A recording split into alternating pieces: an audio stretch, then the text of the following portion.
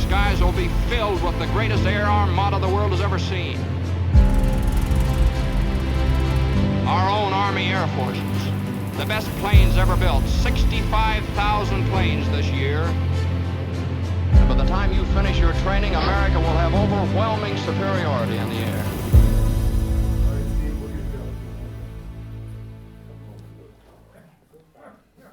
Good morning, everyone. Thank you so much for showing up this cold, wintry morning.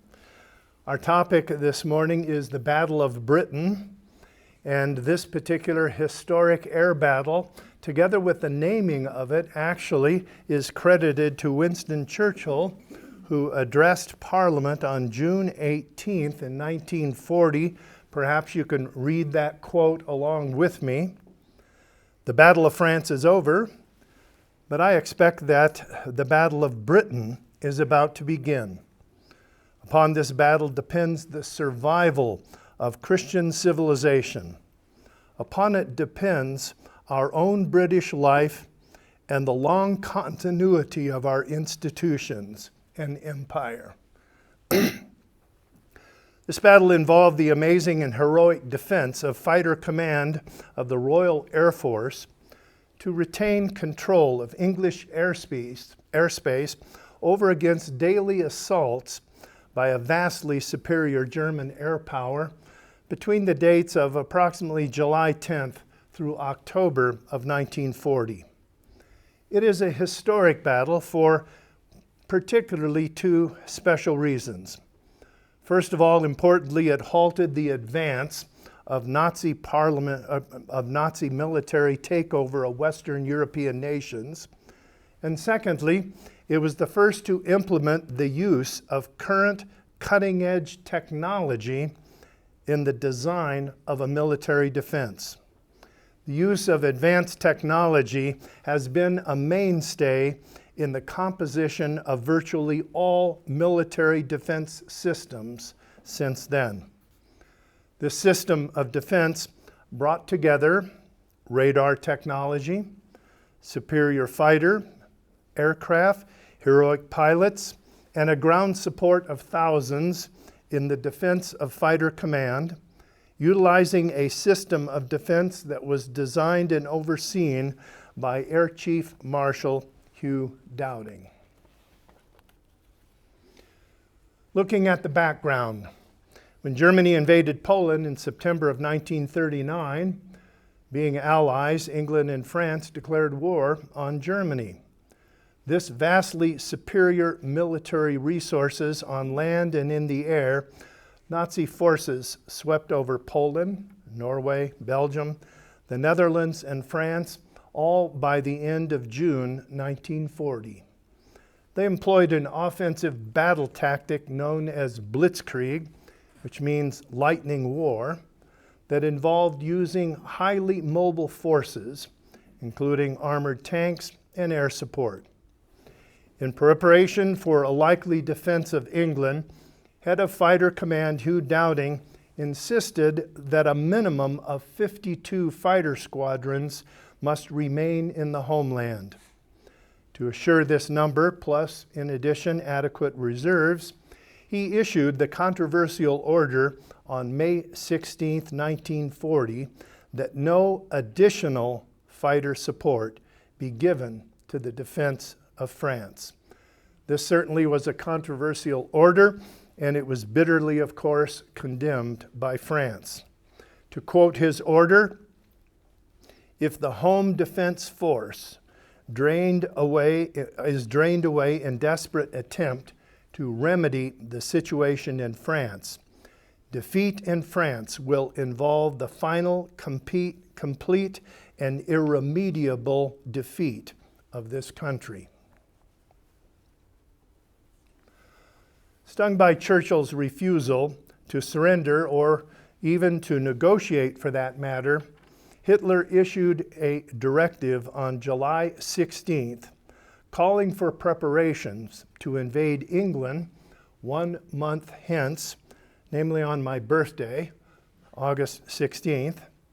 The assault was codenamed Operation Sea Lion. Hitler's directive was strictly top secret, given only to his commanders-in-chief. When Hermann Goering, head of the Luftwaffe, informed his subordinate staff of this event by radio transmission, he used the German Enigma coding machine. This was successfully decoded by British intelligence and passed on to Churchill and Hugh Dowding at Fighter Command. In other words, they knew they were coming. Notice on the map the red 2-mile landing and assault coastal area of southeast England. All of this territory was within Dowding's 11-group defense zone, which was headed up by Group Commander Keith Park. Prior removal of Fighter Command control of English airspace was considered to be paramount. A land assault would be impossible without Luftwaffe command of the skies. Well, it is this objective that set the stage for the Battle of Britain. Looking at the Dowding defense, its chief objective was to maintain, therefore, control of British airspace. In order to do this, the Dowding system coordinated all of its resources to prevent the Luftwaffe from destroying Fighter Command air bases, fighter aircraft, and its manufacturing facilities. In other words, easily and plainly said, its objective was simply to continue to exist. Hugh Dowding was a pilot and a squadron commander in World War I. He rose in the ranks of supply and research. His determination, his knowledge of air warfare, and his ability as a tactician earned him the rank of Air Chief Marshal. He became Commander-in-Chief of the newly formed Fighter Command in 1936. Dowding was somewhat aloof, considered to be a loner, very opinionated. Many thought him to be rather eccentric. His nickname was Stuffy, which probably accurately described his personality. And yet, nevertheless, he was highly respected, and he was appreciated by ground control and air crews. He had a high regard for his pilots, who he often affectionately referred to as his chicks. Dowding was one who opposed the big wing air combat strategy. This was a strategy of sending up large groups of fighters. Instead, he favored smaller groups that could be dispersed more quickly and would be more maneuverable in combat. Dowding succeeded in winning the Battle of Britain. Nevertheless, his constant skirmishes with higher authorities forced him to relinquish his command in November of 1940. We'll talk a little bit about the event and the scenario that led to that removal at the end of our presentation. Looking in terms of the developments of defense there through the 1930s, none more important than those initiated by Robert Watson Watt, for he is the one who is credited with the development of English radar, which was first called radio direction finding, or RDF. Having worked for a number of years on high-frequency radio signals, he demonstrated that radio signals being bounced back from the surface of aircraft could be picked up by a receiver and displayed on a cathode ray tube. The length of time that it took a signal to return to the receiver could be used to determine the distance of the aircraft. He submitted his findings to Dowding and some others, having conducted a successful demonstration of his equipment in February of 1935. Well, as you might imagine, Dowding was elated, and immediately a team was formed to develop transmitters, receivers, and radio masts. First operational radar station was set up at the Manor House in Bodsey in 1937. The Manor House also served for ongoing radar research, and it housed a school to train radio operators. An expanding network of mast and radio stations was soon to follow. Looking at the map here, a network of 21 overlapping radar stations, noted there on the map by the black dots, was called chain home, or CH, and they could identify aircraft up to 120 miles. However, this network was not effective in picking up aircraft at low flying altitudes. In order to plug this weakness, a different kind of radar system was also developed that could effectively identify low-flying aircraft and ships.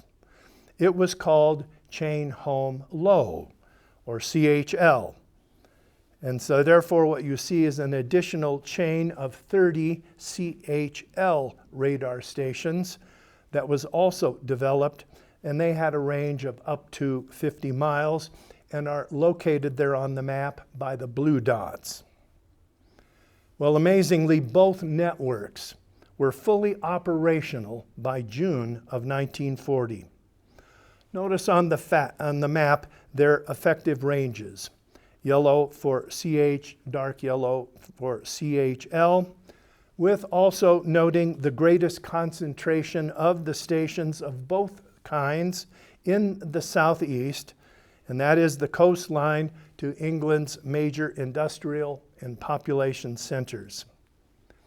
It was the radar school that initially was set up at the Manor House in Bodsey that produced skilled operators and could identify on a cathode ray tube eventually the approximate number, the altitude, and the direction of enemy aircraft from, first of all, their gathering across the channel to their progress to the English coast.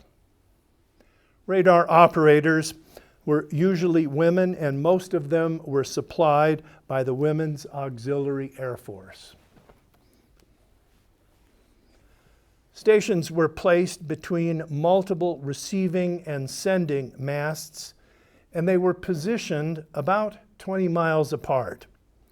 This enabled a chain of overlapping coverage for tracking continuity, and they could function that way even when a given station was temporarily put out of operation, and during the war, some of them definitely were.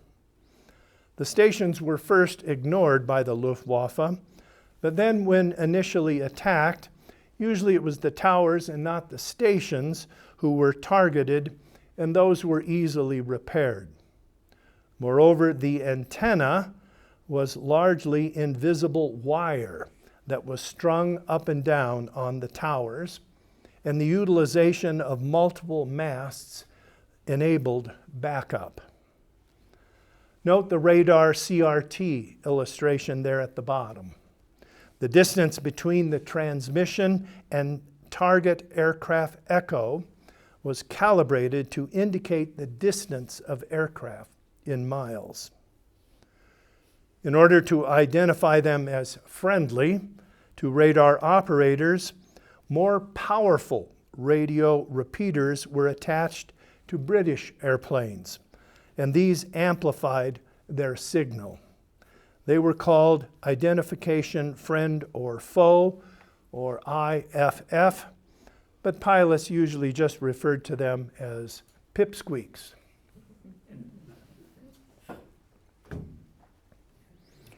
Early Stone Age. That was Churchill's description in 1939 of the aircraft warning system over land when he visited Fighter Command headquarters to check on the development of the radar system. Despite the dig, Nevertheless, a very developed and sophisticated civilian observer corps was well trained to take over tracking enemy aircraft once those aircraft were over land. Observers also importantly identified the location of downed planes and pilots. Together with the radar operators, they were the eyes of Fighter Command. At the outbreak of the Battle of Britain, the Observer Corps had over 32,000 men and women and over 1,400 command posts.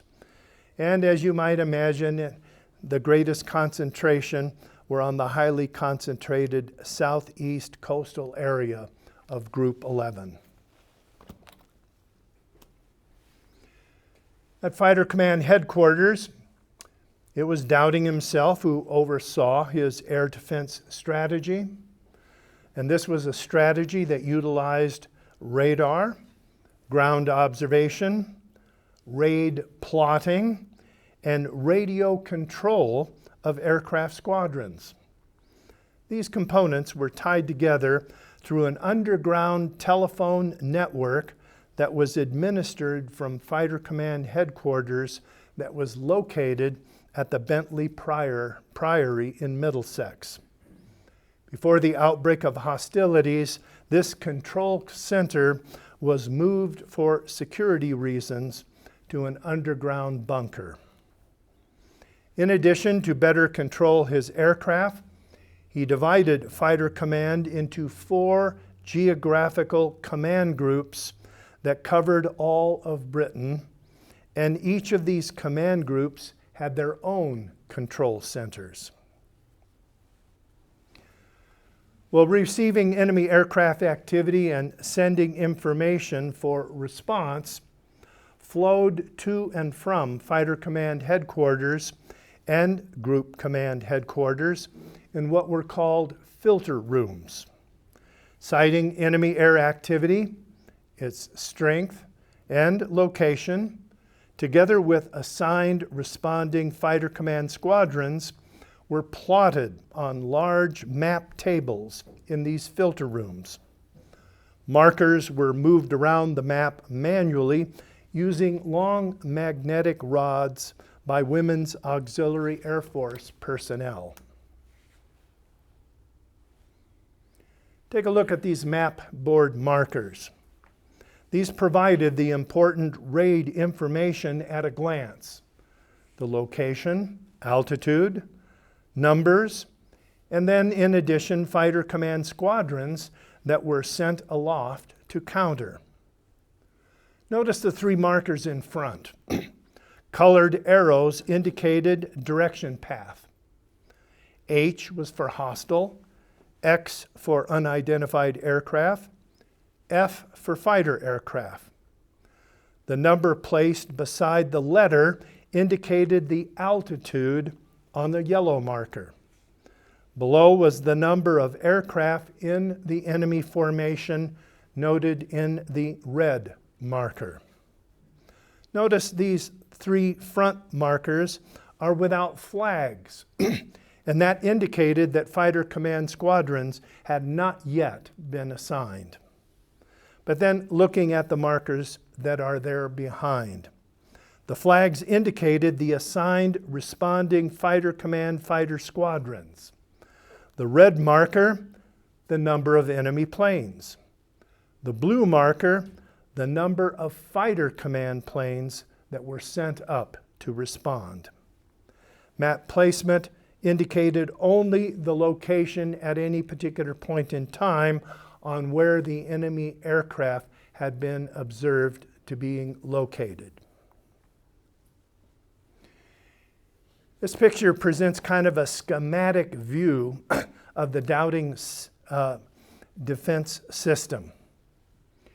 Enemy aircraft movement from radar stations would arrive at Fighter Command headquarters, and the duty control officer would pass a coherent picture of this information on to appropriate group headquarters that had their own operations filter rooms with plotting tables showing their responsible areas of the country. Each group headquarters also had electrically illuminated indicator boards which showed the current strength and status of each squadron located within its own group. Group commanders would select which squadrons should engage enemy aircraft encroaching on their airspace. Then notice how each group was split then into sectors with information plotted on their own table maps, and it was at that level that sectors then scrambled squadrons, and once airborne, communicated vector information to its pilots. Well, that term, the few, whom Churchill immortalized in his famous remark, were indeed the fighter command pilots, whose skill, endurance, and incredible courage kept control over English airspace. And they did so with superior aircraft, including the Hawker Hurricane. In June of 1940, after several improvements, the Hurricane had a two-stage supercharged Merlin engine, a constant speed 3-blade prop, and metal-stressed skin which replaced fabric. It had a top speed of 325 miles an hour, and it was armed with 8 .30 caliber Browning machine guns.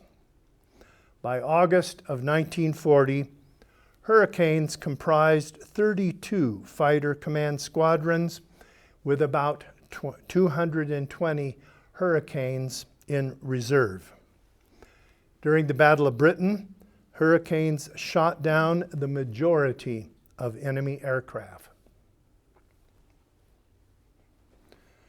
Usually when one sees a photo relating to the Battle of Britain, it will include one or several Spitfires, certainly the showcase fighter of the Battle of Britain. Designed by Reginald Mitchell for Supermarine, it had an advanced all-metal airframe, making it both light and strong. The 1A version of the Spitfire entered fighter command service in 1938. It also had 8 .30 caliber Browning machine guns, but it had a top speed of around 355 miles per hour and a working range of 575 miles. 19 squadrons were equipped with Spitfires at the start of the Battle of Britain.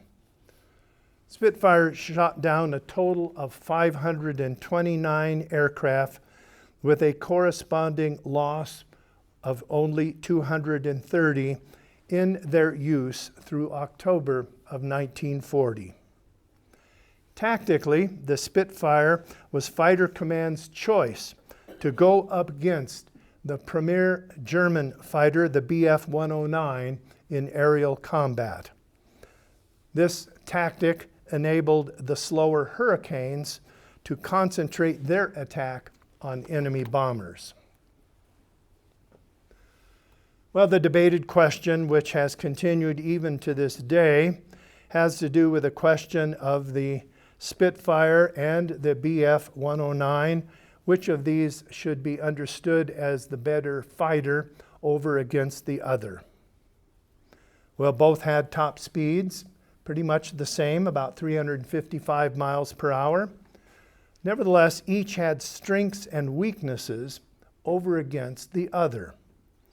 The fuel-injected Bf 109 could dive and ascend faster, and that was an advantage in combat when dive attacking from higher altitudes or diving to escape. The Spitfire, nevertheless, could turn faster and tighter, and that was an advantage in level air combats. If 109 pilots engaged Spitfires in that kind of a dogfight combat, they usually lost. However, when upside down or any experience of negative G-force, the Spitfire's carburetor would cause the engine to sputter, and this hampered its diving capabilities.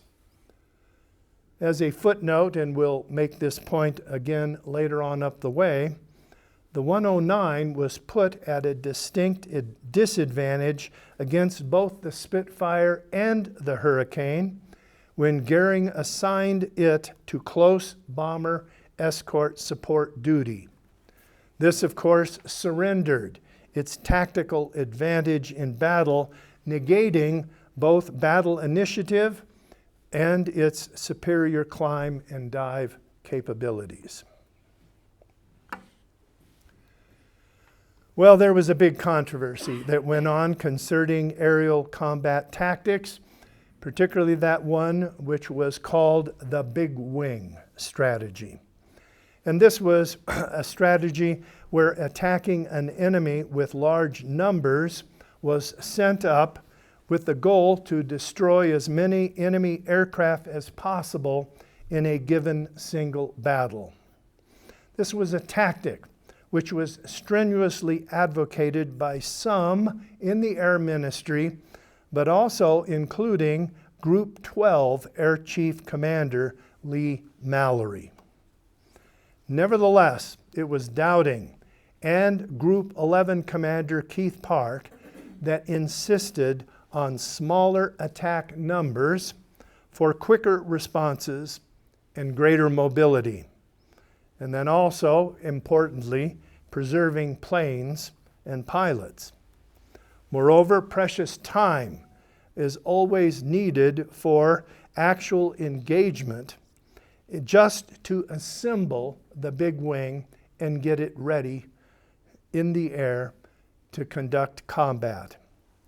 Well, at no point did Dowding commit more than 50% of its aircraft in any given battle zone. Well, it was the Luftwaffe who engaged and employed the big wing strategy, and Goering always assumed that Fighter Command did also. Therefore, he always underestimated Fighter Command's strength, and he overestimated the numbers and the overall damage that his Luftwaffe was inflicting. He could not understand how Fighter Command could continue to send more fighter squadrons up to confront his daily air attacks. Well, speaking of the few, the pilots, the few were always too few. The greatest weakness in Fighter Command was the continual shortage of qualified combat pilots. RAF pilot training was the responsibility of Flying Training Command, not Fighter Command. It was inefficient, it was bureaucratic, and it was terribly slow. Dowding, of course, could, and he did, of course, plead for changes and speed-ups, but he had absolutely no authority to make any improvements. For instance, experienced civilian pilots had to go through the entire whole flight training program that was used for those who had absolutely no flying experience. Some squadrons logged 45 to 60 hours of flying in a day, and that happened especially in late August and early September of 1940. They suffered great physical and mental fatigue. By the end of August, Dowding had lost 75% of his squadron commanders, and nearly 400 pilots had either been killed or seriously wounded. Reluctantly, Dowding agreed to enlist a sizable number of Polish and Czech fighters, and he came not to regret that. By September, the shortages were so critical that anyone willing from anywhere who could fly did. Well, the shortage of pilots would have been Fighter Command's complete undoing were it not for the many volunteer pilots from other countries. Many came from Nazi-conquered countries, especially the Poles and the Czechs, but pilots also volunteered from Canada and other Commonwealth countries. While the 303 Warsaw Squadron was formed up on August 3rd, Dowding was skeptical about their fitness, and he simply refused to clear it for combat duty. Most of those pilots could not understand any English, and they seemed rather undisciplined according to RAF standards. All they wanted to do was shoot down German aircraft. Finally, when Dowding was desperate for more pilots, the Warsaw 303 was given the green light for combat duty on September 1st. Well, the Poles of the 303 did not disappoint, shooting down 126, as you see scrawled there on the fuselage, 126 Adolphs in their Hurricanes simply during the next 40 days of air combat. This amazing total added up to 20% of all of the Luftwaffe losses during the Battle of Britain. We're going to look at some of the key battles here that highlighted this battle. Operation Eagle Day was certainly one of them, and this was a name that was given of what we might call Germany's Battle of Britain Day. And it was August 13th that was to mark the beginning of the Luftwaffe's all-out attack to destroy Fighter Command's installations, airfields, and fighters. All of this to make ready for the now concretely planned land invasion, which was to take place within the week. Well, because of poor visibility and limiting its raids, actually it was the brunt of this air campaign that took place on the 15th of September. On that date, the Luftwaffe launched 1,120 aircraft, all of its Bf-109s, and a large portion of its bomber squadrons, including the Ju-87 Stuka dive bomber. Stukas damaged many radar installations. However, all but one, and that was the Ventnor Station on White Island, were back in full operation simply within a few hours. The Ventnor Station was back operational the next day. Fighter Command claimed at the end of that day to have actually shot down 182 German aircraft, and this went out over all the civilian news reports, and it was a tremendous lift to the civilian population. On the other side, it was the Luftwaffe that claimed 82 Spitfires and Hurricanes were shot down by their fighters. The numbers, however, were really quite smaller. In reality, however, Fighter Command shot down 75 German planes, and the Germans shot down 34. We might wonder about those large numbers. Why were they so high? And that is, with such incredibly large numbers of airplanes in the air fighting, it was very difficult to figure out who or how many of who were actually shooting down what.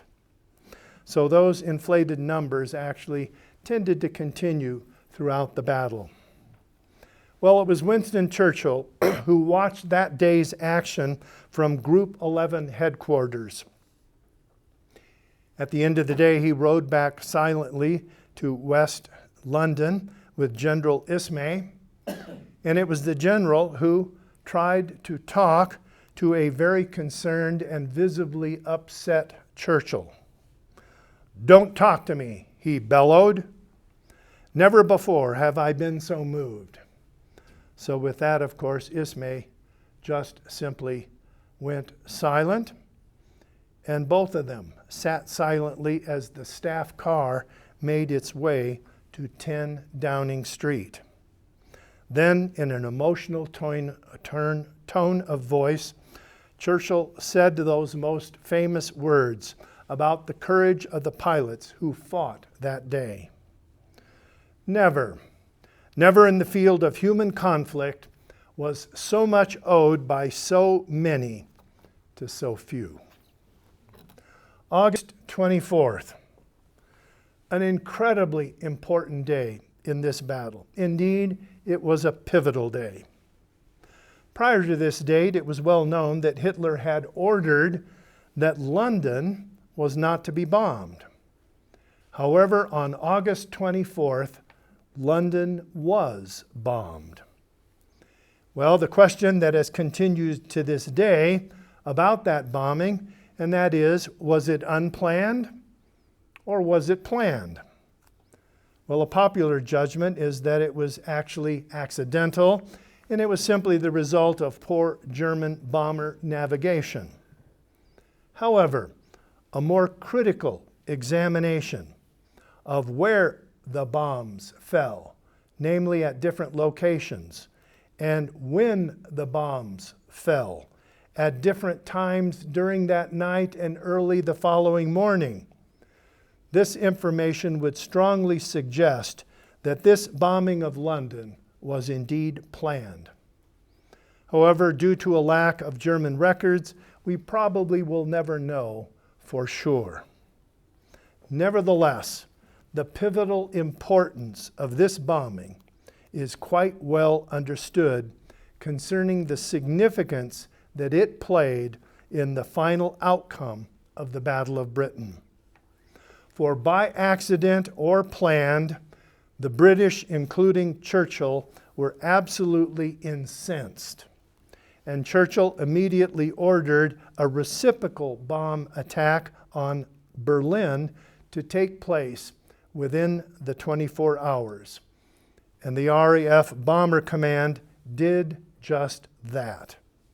And this is what set the stage for the all-out bombing of London, which the locals tended to call the Blitz.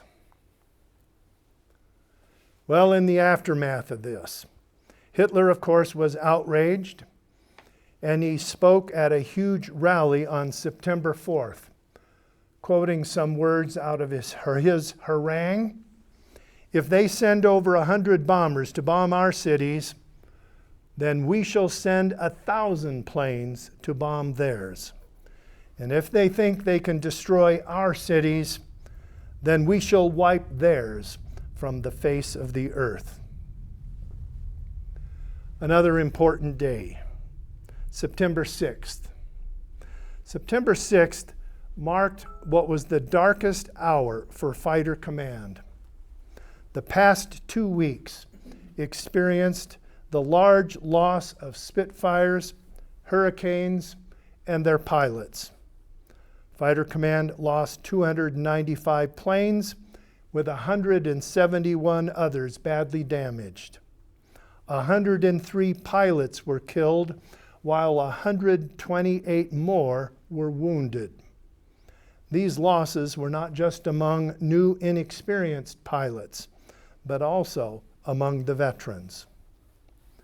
The squadrons themselves also, therefore, were weakened, and they were reduced to 16 pilots per squadron instead of the normal 26. Several airfields were completely put out of action. Radar stations were hit hard, and communications were only at 75% efficiency. Both Dowding and Park believed that they simply could not hold out much longer. For that matter, on that night, September the 6th, from the Office of the War Ministry, the Home Forces Headquarters sent out an alert warning that invasion of England by the Germans was probable within 3 days.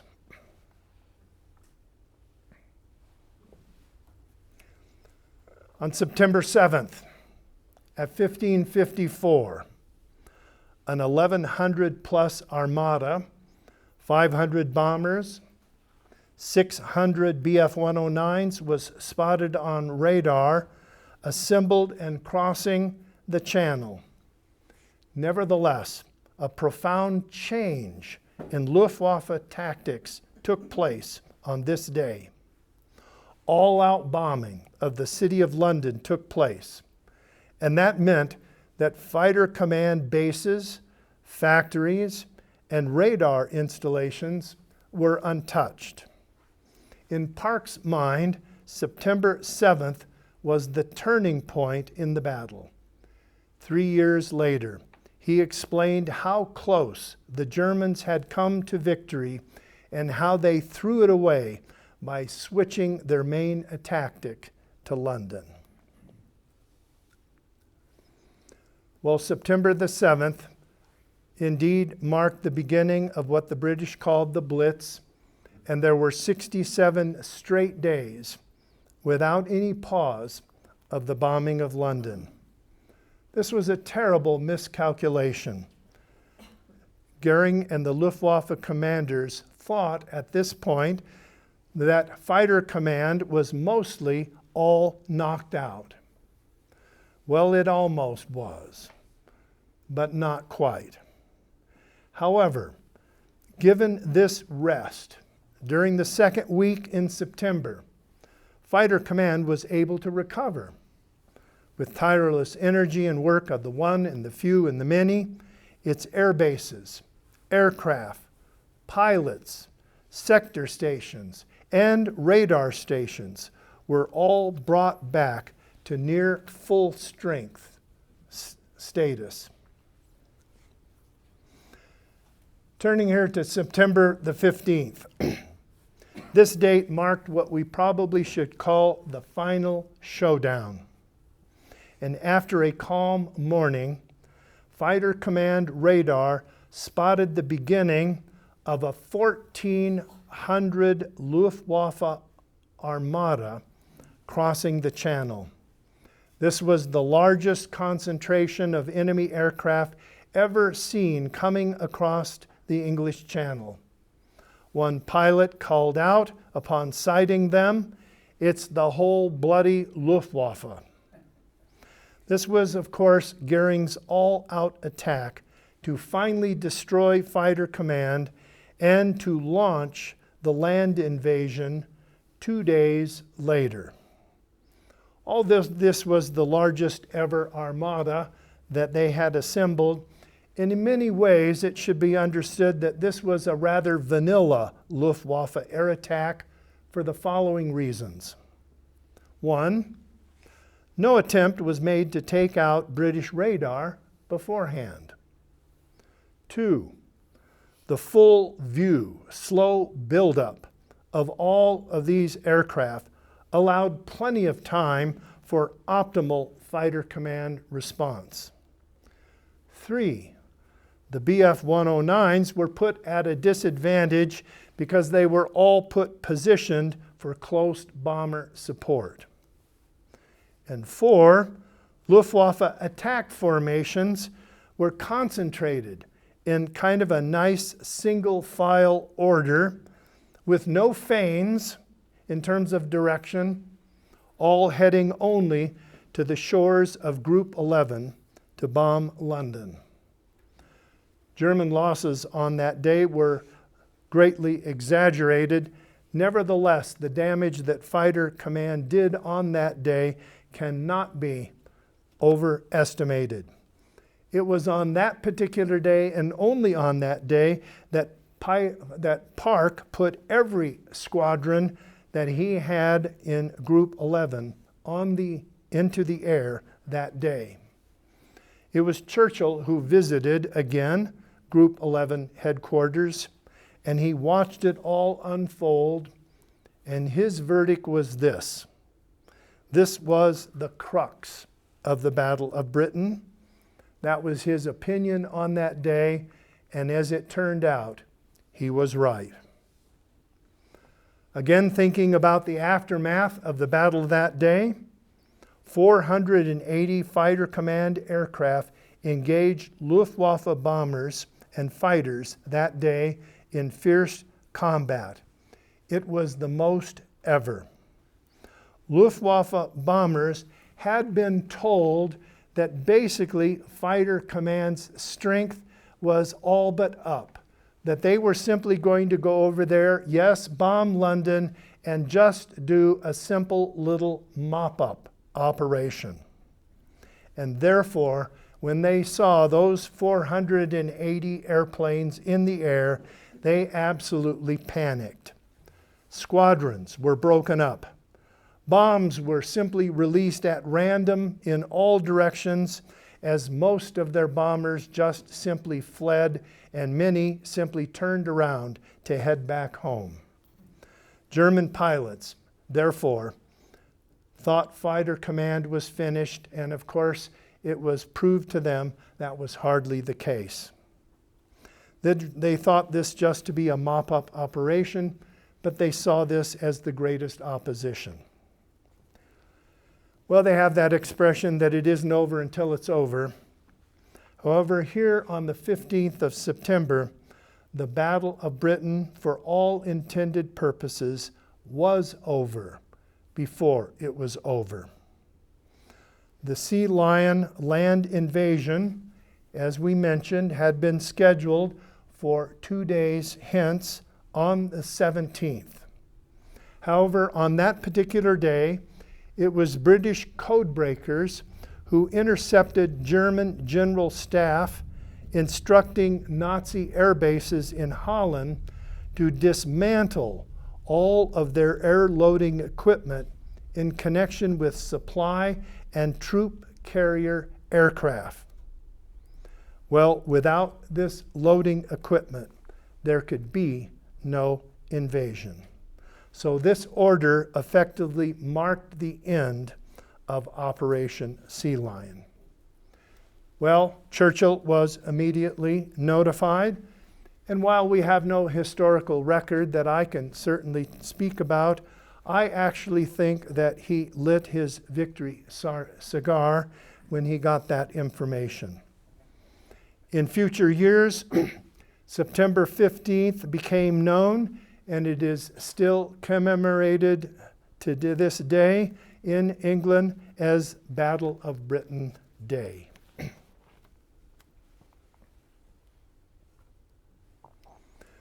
Well, the term, narrow margin. This is the title of the most definitive book on the Battle of Britain by Derek Wood and Derek Dempster, and it first was published in 1961. I'd like to use the term here to emphasize that Fighter Command's victory of survival was very narrow indeed over the vastly superior air power of the Luftwaffe. Its survival was largely the result of a few Luftwaffe blunders coupled with some key strengths of Fighter Command. Let me first note some of the greatest German blunders. 1, they lacked large enough engines, and so the Luftwaffe lacked large 4-engine bombers that could have easily completely destroyed RAF bases, ground, and radar installations. 2, German High Command's lack of awareness of the pivotal importance of British radar. Goering targeted the radar installations, but it was only sporadic, and as we mentioned, it was entirely ignored during his all-out September 15th raid. 3, BF 109 combat initiative and superior combat tactics, namely diving and climbing, were negated when assigned to close bomber support. And 4, assuming always a big wing Fighter Command strategy, Goering always underestimated Fighter Command strength and overestimated its fighter losses. And we cannot again underestimate that fortuitous bombing of London that began there by happen chance or design there on August 24th. Looking at the other side, for Fighter Command, Number one, the greatest strength that it had was the English Channel. Germans had to cross it and the British did not. When downed over England, all German planes and pilots were lost.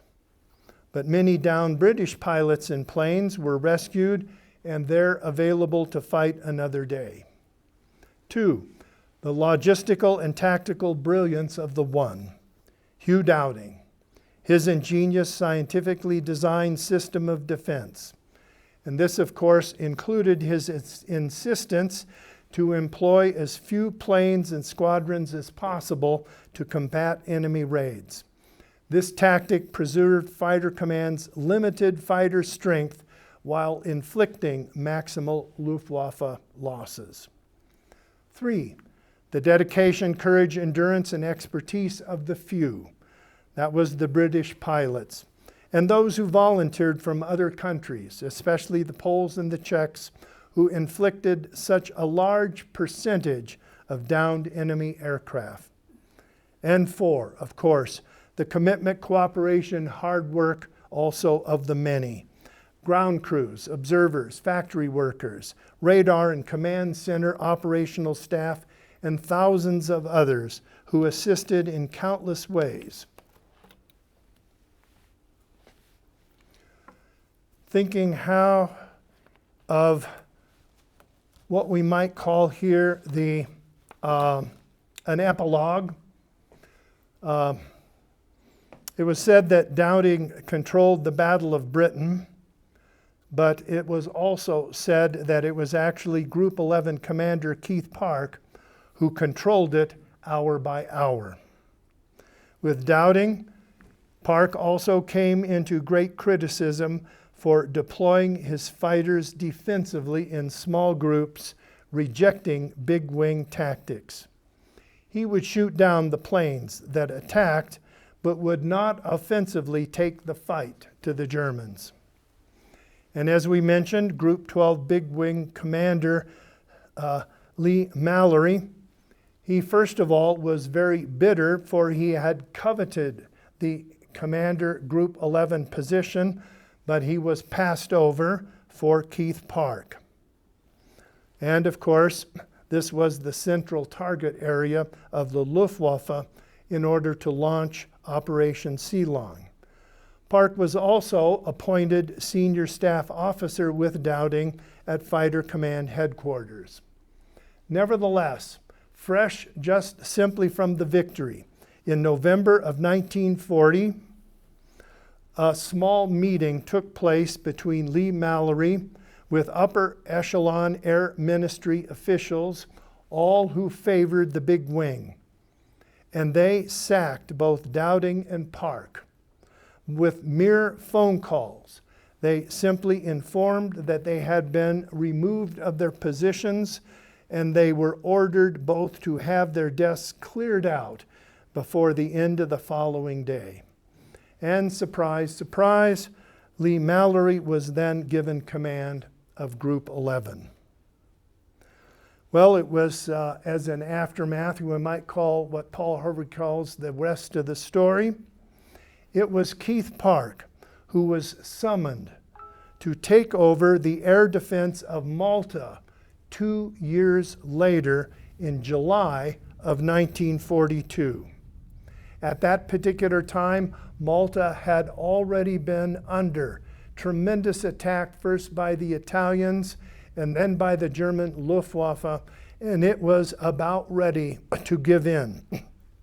And yet, when Park assumed command there, using the same small group defensive tactics that he employed in Group 11 2 years earlier, he turned around a faltering defense of Malta into the same kind of victory that he had achieved, as we have just noted, in the Battle of Britain. Thanks so very much for coming and sharing this presentation.